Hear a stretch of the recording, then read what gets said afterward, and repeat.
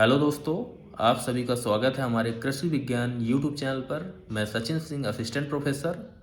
आज इस वीडियो के माध्यम से एग्रीकल्चर टीए का सिलेबस जो मैं डिस्कस करता हूँ, जिसकी मैंने ऑलरेडी प्लेलिस्ट बना रखी है, उसी को आगे बढ़ाते हुए आज हम जेनेटिक्स एंड प्लांट ब्रीडिंग का पोर्शन हम कवर करेंगे यहाँ से।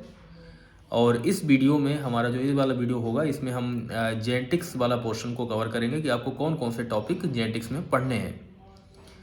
तो अगर मेरा वीडियो पसंद आए तो आप इस वीडियो को लाइक करें, चैनल को सब्सक्राइब करें, अपने दोस्तों के साथ भी इसे शेयर करें ताकि उनकी भी प्रिपरेशन थोड़ा इजी हो जाए।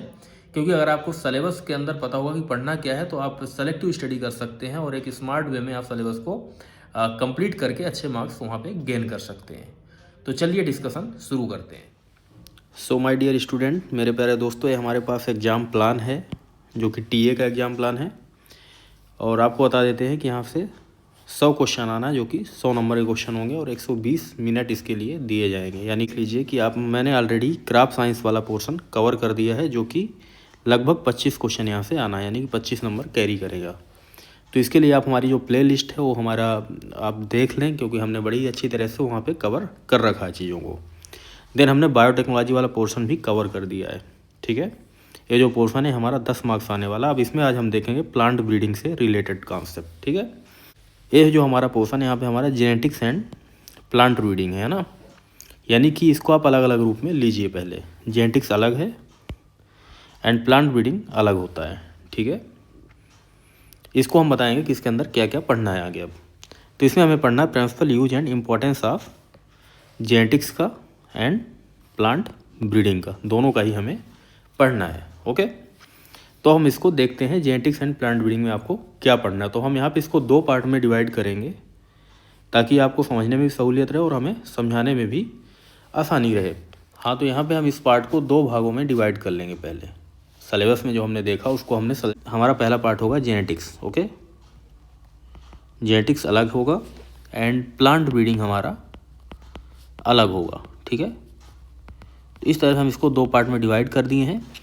अब इसके बाद आपको क्या क्या चीज़ें पढ़ना है इनके अंदर मैं आपको वहाँ पे बता देता हूँ, जिससे आप यहाँ से अच्छी तरह से तैयार कर लेंगे इसको। ओके, तो पहला तो आपको पढ़ना है यहाँ से जेनेटिक्स में आपको पढ़ना है सेल डिवीज़न के बारे में। ठीक है, तो यहाँ पे पहला आपको पढ़ना है सेल डिवीज़न।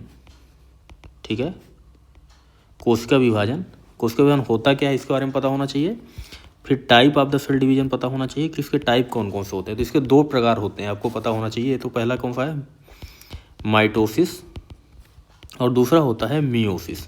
ठीक है, इसको आप अच्छी तरह से तैयार कर लेंगे, किस में कितने सेल बनते हैं डिवाइड होने के बाद, और इसके पार्ट को भी समझ लेंगे। ठीक है, इसके बाद आपको एक चीज़ और यहाँ पता होना चाहिए कि जो साइकिल होता है सेल डिवीज़न का।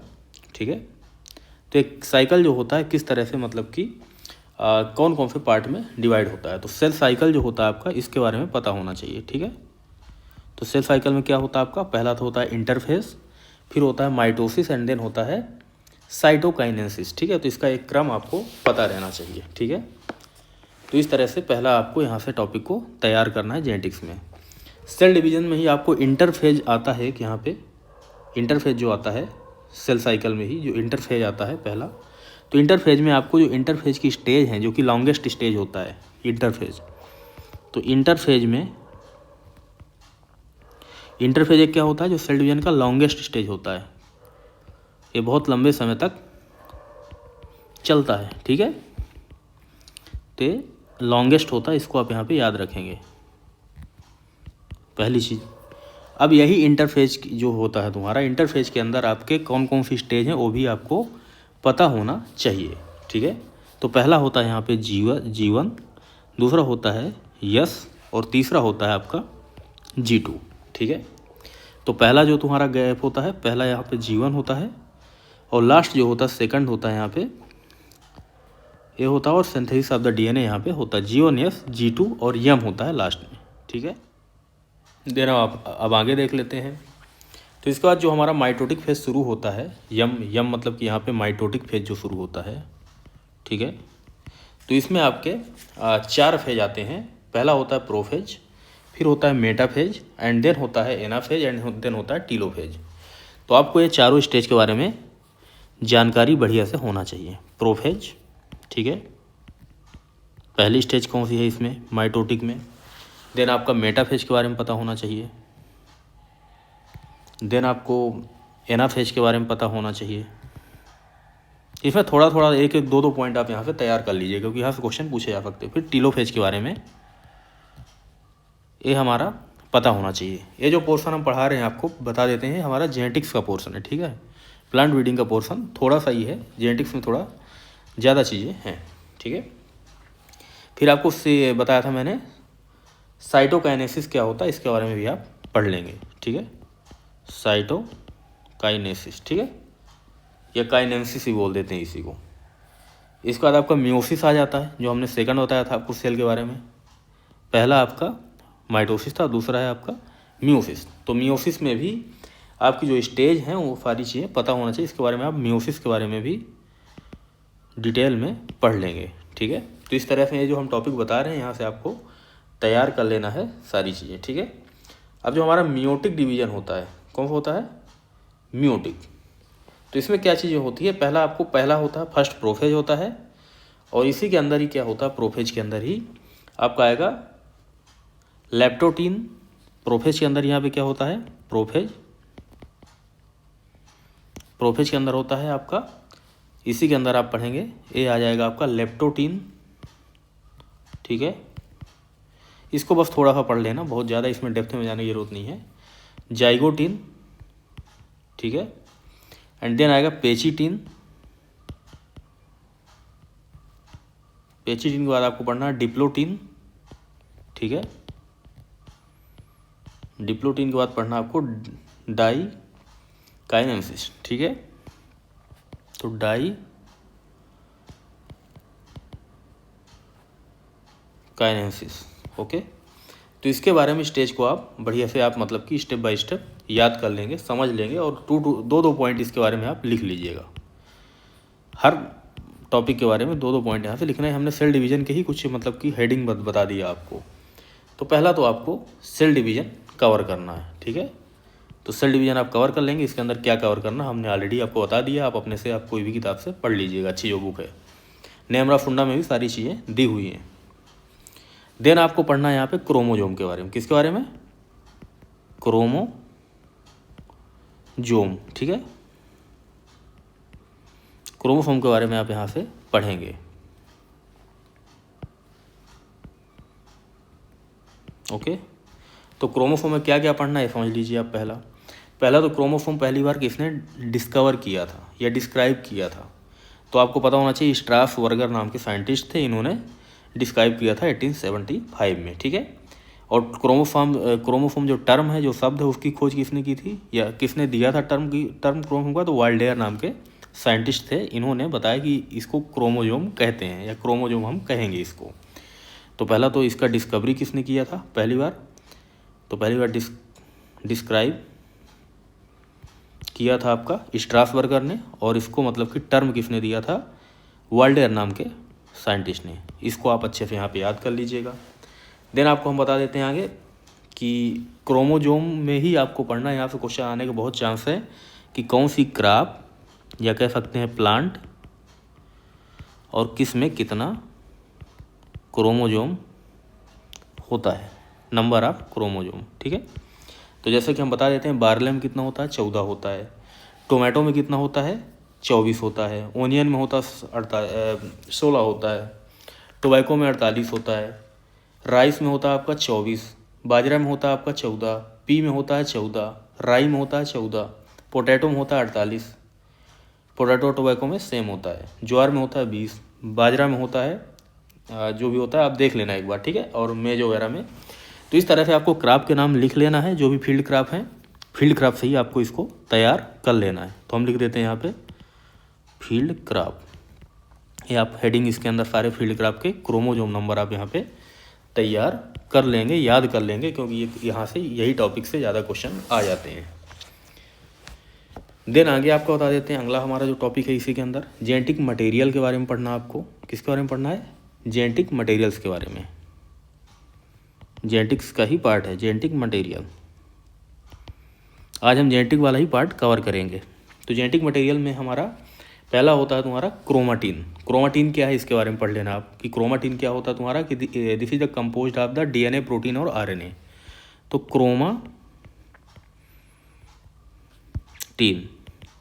तो इसमें क्या क्या होता है आपका, डीएनए होता है प्लस आपका प्रोटीन होगा एंड प्लस आपका यहाँ पे आरएनए भी होगा। तो इस तरह से आपको पता होना चाहिए, इस तरह से ही आप लिख के याद कर लेंगे।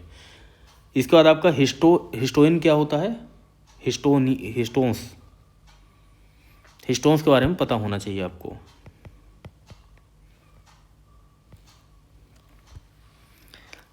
देन आपको क्या पता होना चाहिए यहाँ पे अगला,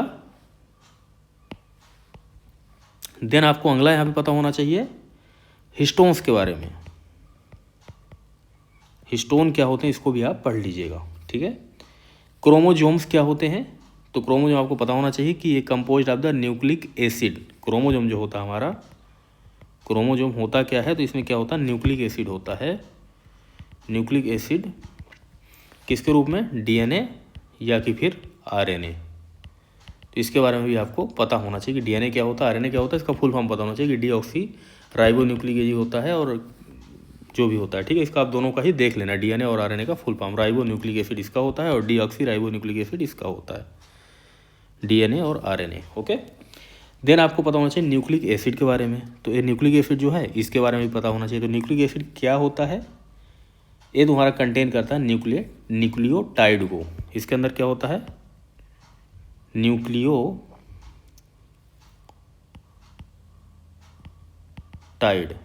ठीक है, न्यूक्लिक एसिड के अंदर होता है।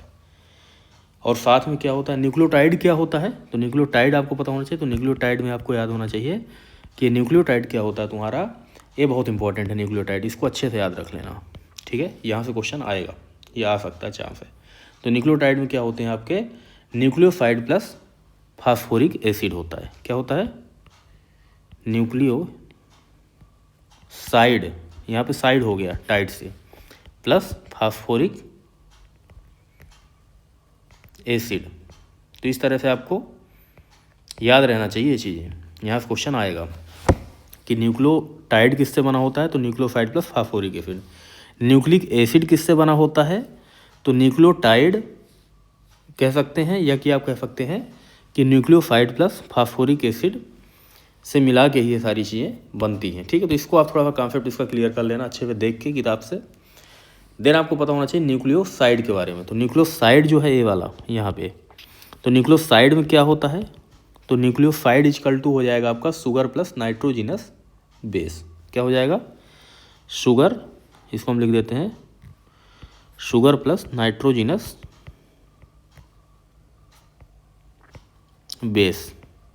अब पूरा मैं पढ़ाने यहाँ पे नहीं बैठूंगा आपको, क्योंकि इतना टाइम नहीं है यहाँ पे पढ़ाने का, आपको मैं शॉर्ट में ही बताऊंगा सारी चीज़ें, ओके। अब यहाँ से क्वेश्चन फंसाया कैसे जाता है मैं ये बता देता हूँ थोड़ा सा। यहाँ पे आपको यहाँ से क्वेश्चन आता है, ठीक है, ये वाले पोर्शन से क्वेश्चन आएगा आपको। अब आपसे पूछ लिया जाएगा न्यूक्लिक एसिड में क्या होता है, ओके। तो आपका ऑप्शन दे सकता है यहाँ पे sugar plus nitrogenous base plus phosphoric acid, ठीक है, ये तीनों ही हो जाएगा ना इसके अंदर।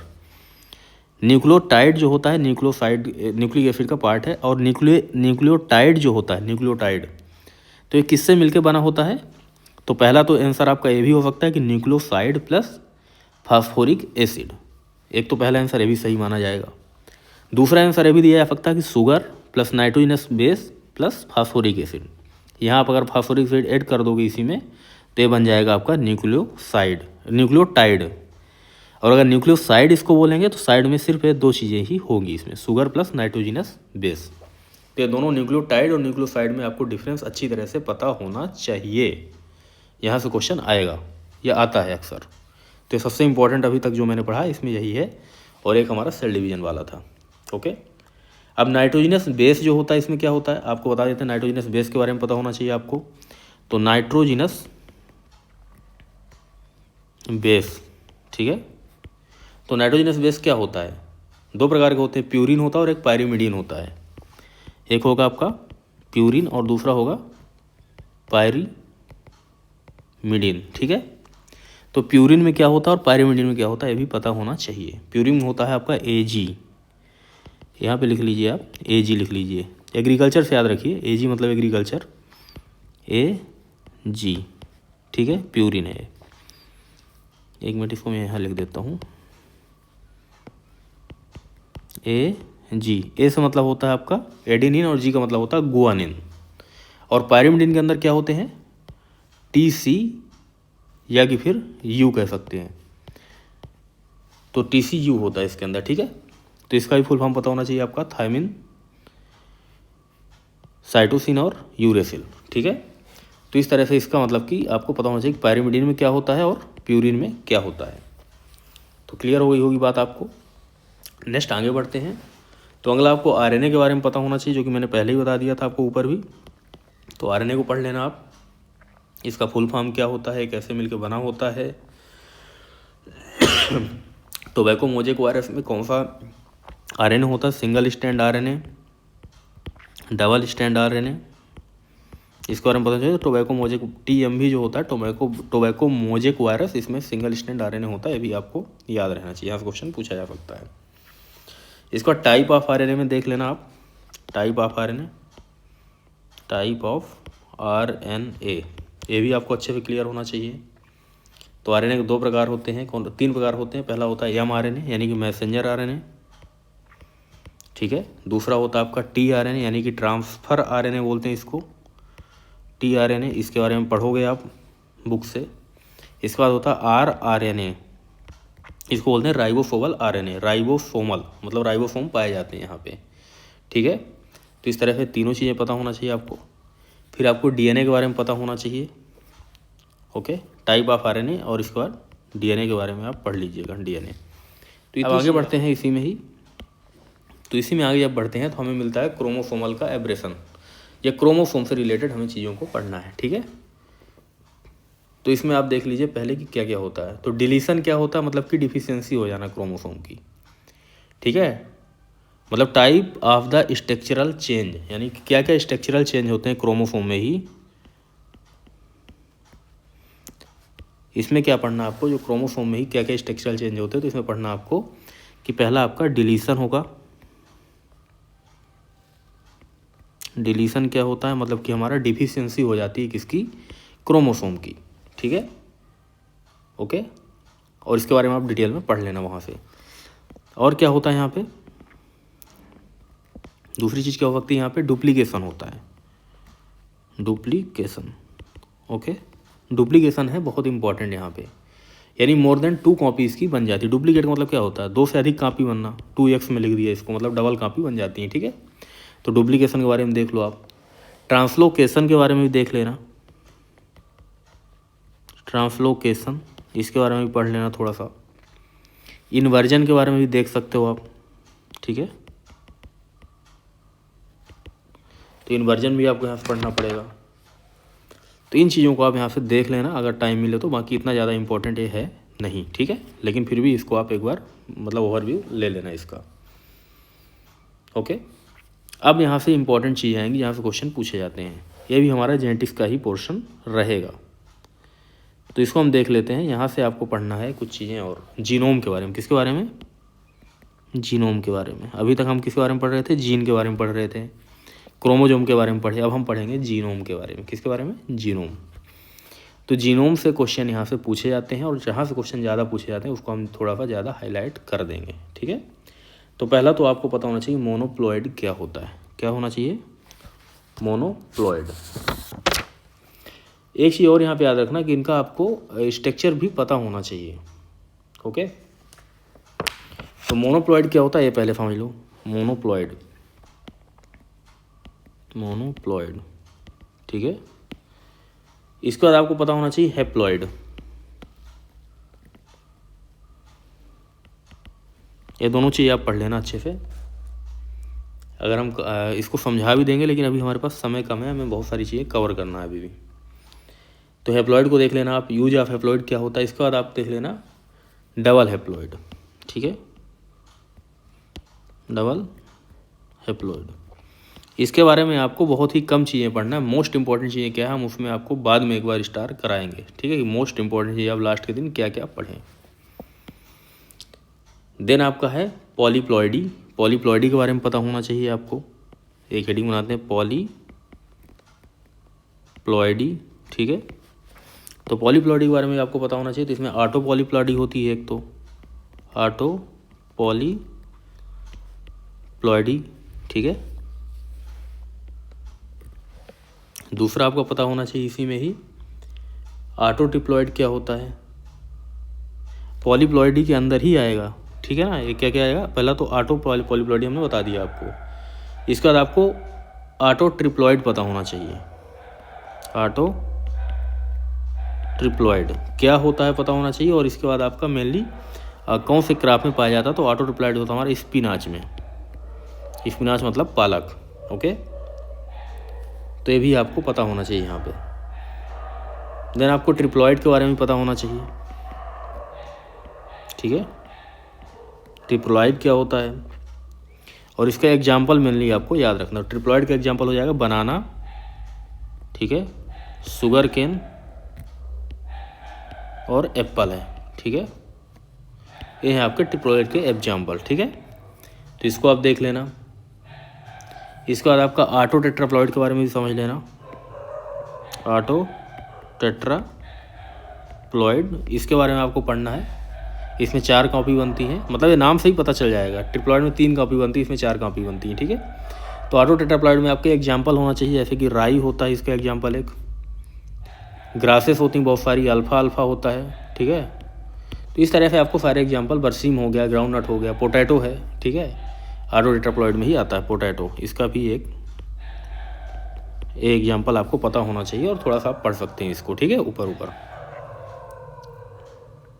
देन आगे आपको ऑटो एलो पॉलीप्लॉइडी के बारे में पता होना चाहिए। एलो पॉलीप्लॉइडी, इसको भी बता देता हूँ। एलो पॉलीप्लॉइडी, यहाँ से आप इसको कंप्लीट कर लीजिएगा। एलो पॉलीप्लॉइडी क्या होता है, कॉल्चिसिन किससे रिलेटेड है, ये बहुत इंपॉर्टेंट क्वेश्चन पूछा जाता है।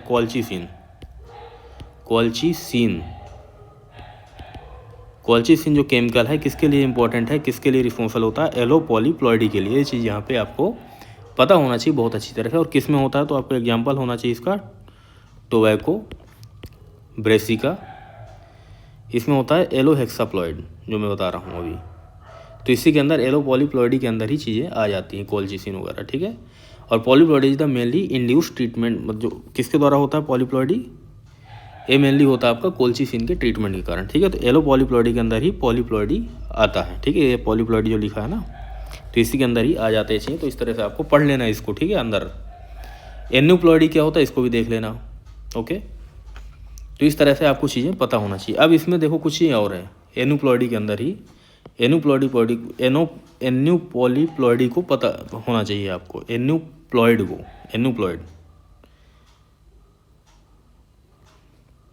एन्यूप्लॉइड जो है इसके बारे में आपको पता रहना चाहिए। तो एन्यूप्लॉइड में क्या होता है आपका, पहला आएगा आपका यहाँ पे मोनोसोमिक, ठीक है। मोनोसोमिक में क्या होता है, मोनोसोमिक में होता है 2n-1, ठीक है। ये भी याद रखना फार्मूला।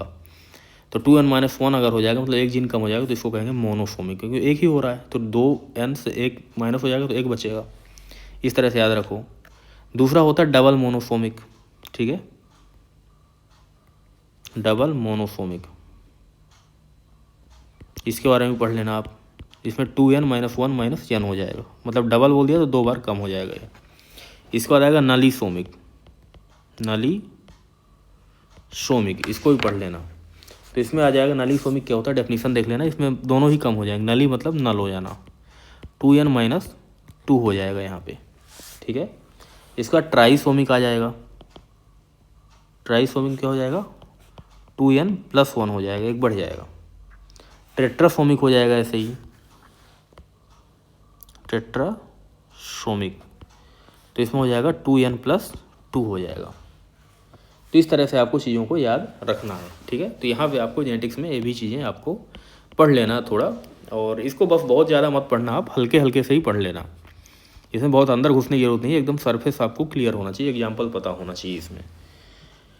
देन आगे हम देखते हैं, अगला हमारा जो पोर्शन आ जाएगा जेनेटिक्स के अंदर ही। तो अगला हमारा पोर्शन रहेगा क्लासिकल जेनेटिक्स। और क्लासिकल जेनेटिक्स में भी बहुत सारी चीज़ें आती हैं, जिसमें आपको एलिल्स क्या होते हैं, क्लासिकल जेनेटिक्स में आपको क्या क्या पढ़ना है ये समझ लो। क्लासिकल जेनेटिक्स यहाँ भी आपको पढ़ना है, आप पहला टॉपिक रहेगा आपका एलिल्स क्या होते हैं, ठीक है, इसके बारे में पता होना चाहिए। जीनोम क्या होते हैं, गैमेट क्या होते हैं, ठीक है, एक सेक्सुअल यूनिट होती है गैमेट, ये भी पता है, होना चाहिए आपको। इसके बाद आपको बैक क्रॉस के बारे में पता होना चाहिए, टेस्ट क्रॉस के बारे में पता होना चाहिए, टॉप क्रॉस के बारे में पता होना चाहिए। ये सब हालांकि ये सब ब्रीडिंग में भी आ जाएगा। तो टेस्ट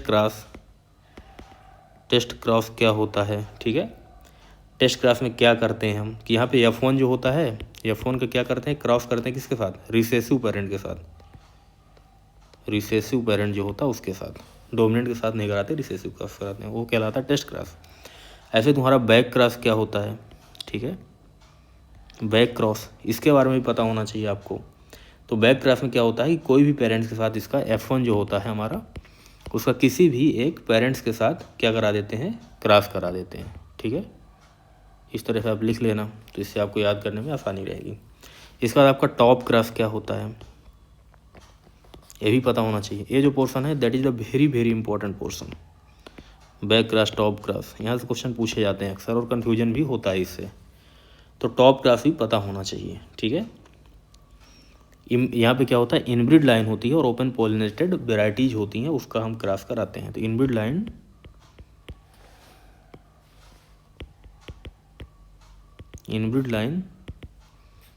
इनटू कर देते हैं ओपन पॉलिनेटेड वेराइटी, OPV, ठीक है। तो इस तरह से आप ये तीनों को याद कर लेना, यहाँ पे क्वेश्चन आते हैं।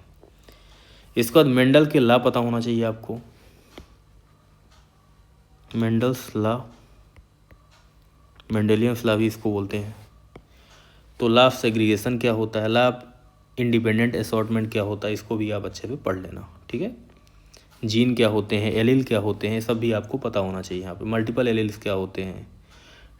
इसका देखो अब सबसे इंपॉर्टेंट बात आती है टाइप ऑफ जीन इंट्रैक्शन। यहाँ से क्वेश्चन, और मेंडल लॉ तो आप पढ़ लेना तीनों ही, ठीक है। लॉ ऑफ सेग्रीगेशन देख लेना, और एक होता है लॉ ऑफ इंडिपेंडेंट असॉर्टमेंट,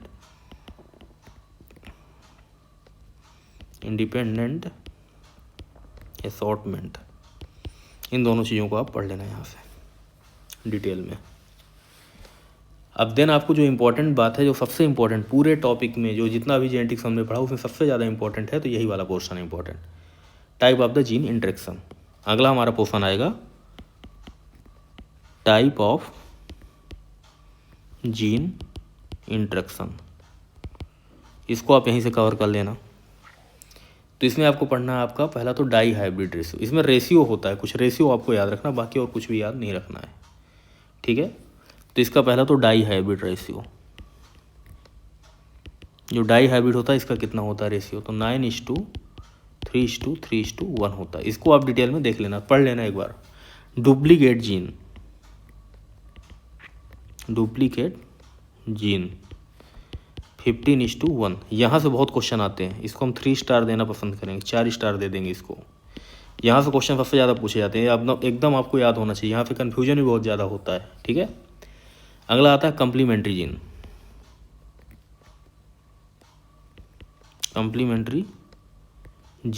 तो इसमें आपको 9:7 याद रखना है।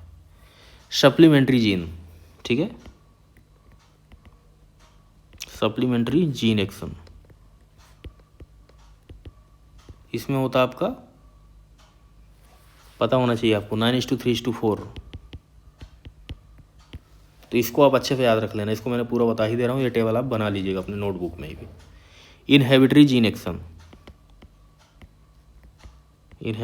एक्शन,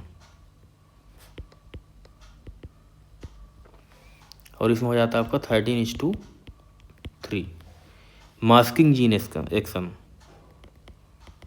मास्किंग के बारे में भी पता होना चाहिए, तो इसका होता है आपका 12:3:1। देन आपका पॉलीमेट्रिक जीन एक्शन,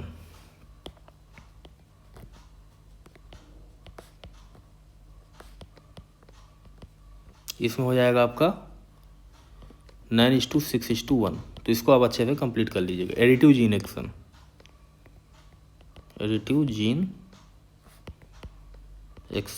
तो इसमें हो जाएगा आपका 1:4:6:4:1। इस तरह से आपको क्लियर कर लेना। और एक चीज़ यहाँ पे इसकी ट्रिक होती है कि यहाँ पे सभी का ऐड जोड़ कितना आ जाएगा, 16 ही आएगा। ठीक है, इनका जो ऐड होगा, मतलब आप अगर इनको जोड़ दोगे आपस में तो इनका जोड़ जो होगा 16 ही हो जाएगा। ठीक है, इस तरह से आप इसको याद कर लीजिएगा, और यहाँ से आपको याद करना बहुत ज़रूरी है, यहाँ से क्वेश्चन आते ही आते हैं। ठीक है, सारे पोर्शन से ही। तो इस तरह से आप जेनेटिक्स को देख लेंगे, अच्छी तरह समझ लेंगे, और जेनेटिक्स वाला पोर्शन जो है यहीं से ही क्वेश्चन ज़्यादातर पूछे जाते हैं। ठीक है, जेनेटिक्स में ही आपको यहाँ पे कुछ चीज़ और पढ़ना, जैसे कि आपको म्यूटेशन को आप देख लेना, एक बार डेफिनेशन देख लेना म्यूटेशन की क्या होता है, म्यूटेंट्स क्या होते हैं, म्यूटाजेंस क्या होते हैं। ठीक है, तीनों चीज़ें पता होना चाहिए यहाँ पे। म्यूटेशन क्या होता है, sudden heritable change in the characteristics of the organism, यानी कोई जीव है, कोई प्लांट है, उसके मतलब अचानक से चेंज आ जाना उसके कहाँ पे, जीन के लेवल में, हेरिटेबल लेवल में, वंशानुगत लेवल में चेंज आ जाना, उसे कहते हैं म्यूटेशन। ठीक है, अचानक से। म्यूटेंट क्या होते हैं, कुछ ऐसी चीज़ें होती हैं जो कि मतलब कि म्यूटेशन के लिए रिस्पॉन्सिबल होते हैं, उसे कहते हैं म्यूटेंट। और म्यूटाजेंस क्या होते हैं वो भी आपको पता होना चाहिए। ठीक है, केमिकल्स होते हैं कुछ फिजिकल गेम के मतलब कि एक्टिविटीज़ होती हैं, कुछ केमिकल्स होते हैं जो कि मतलब कि म्यूटेशन के लिए रिस्पॉन्सिबल होते हैं। तो इस तरह से म्यूटाजेंस के नाम याद होना चाहिए आपको, म्यूटाजेंस के नाम भी याद रखेंगे आपको। म्यूटाजेंस कौन कौन से हैं, तो इसके एग्जांपल जैसे कि अल्फ़ा रे होती हैं, बीटा रे होती हैं, गामा रे होती हैं, एक्स रे हैं, यूवी रे हैं। ठीक है, केमिकल म्यूटाजेंस कौन कौन से होते हैं, तो मस्टर्ड गैस होती है। ठीक है, 5 ब्रोमो यूरेसिल होता है, इथियम ब्रोमाइड होता है आपका। ठीक है, तो ये सब चीज़ें आपको अच्छी तरह से पता होना चाहिए। अब यहीं पे ही आपको एक और इम्पॉर्टेंट टॉपिक पता होना चाहिए, that is the protein synthesis. ठीक है, प्रोटीन सिंथेसिस के बारे में पता होना चाहिए आपको।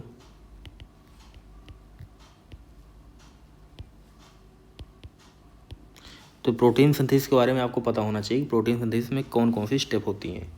तो पहला स्टेप क्या होता है आपका, पहले डीएनए होता है कोई भी, तो डीएनए से बनता है आपका mRNA, मैसेंजर आरएनए। ठीक है, और इसके बाद बनता है आपका mRNA से आपका बनता है प्रोटीन। ठीक है, इतना समझ लीजिए आप। अब यहाँ पे आपको याद रखना है कि कौन सी प्रोसेस को क्या बोलते हैं। जब डीएनए से आपका mRNA बनता है उसे हम कहते हैं ट्रांसक्रिप्शन। क्या कहते हैं, इसको हम कहते हैं ट्रांसक्रिप्शन। तो इसको आप याद रखेंगे कि ट्रांसक्रिप्शन का मतलब क्या होता है, जब हमारा डीएनए से mRNA बनता है। और अगर mRNA से डीएनए बनेगा तो इसे कह देंगे हम रिवर्स ट्रांसक्रिप्शन। क्या कह देंगे, रिवर्स ट्रांसक्रिप्शन। ओके, और यहाँ से जब mRNA से आपका प्रोटीन बनता है इसे हम कहते हैं ट्रांसलेशन। क्या कहते हैं, ट्रांसलेशन। ये तीनों चीज़ों को आप याद कर लेंगे, इसको अच्छे से पढ़ लेंगे, यहाँ से क्वेश्चन आते हैं। तो दोस्तों इस तरह से हमने जेनेटिक्स वाला पोर्शन जो है उसको हमने कवर कर दिया है, और हमारा जो दूसरा पार्ट है that is the plant breeding.